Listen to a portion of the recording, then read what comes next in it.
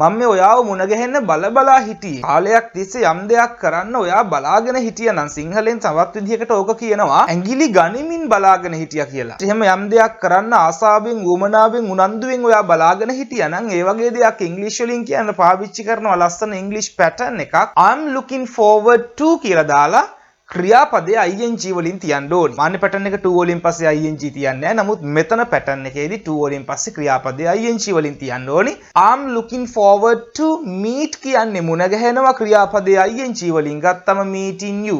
I'm looking forward to meeting you.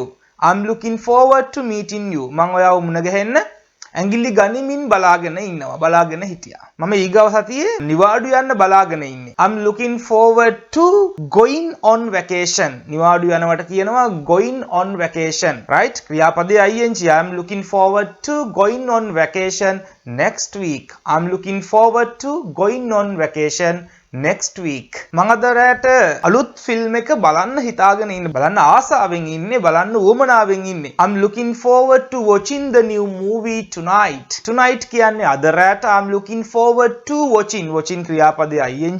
Right? ing වලින් තියන්න ඕනේ. I'm looking forward to watching the new movie tonight. මම අද රැට අලුත් ෆිල්ම් එක බලන්න ඉන්නේ. කියන උවමනාවෙන් ඉන්නේ. ආසාවෙන් ඉන්නේ. ඇඟිලි ගනිමින් ඉන්නේ කියන අදහස එතනදී කියවෙන්නේ. මම මගේ අලුත් ජොබ් එක පටන් ගන්න ආසාවෙන් ඉන්නේ. I'm looking forward to starting my new job. I'm looking forward to starting my new job. මම අලුත් ජොබ් එක පටන් ගන්න ආසාවෙන් ඉන්නේ.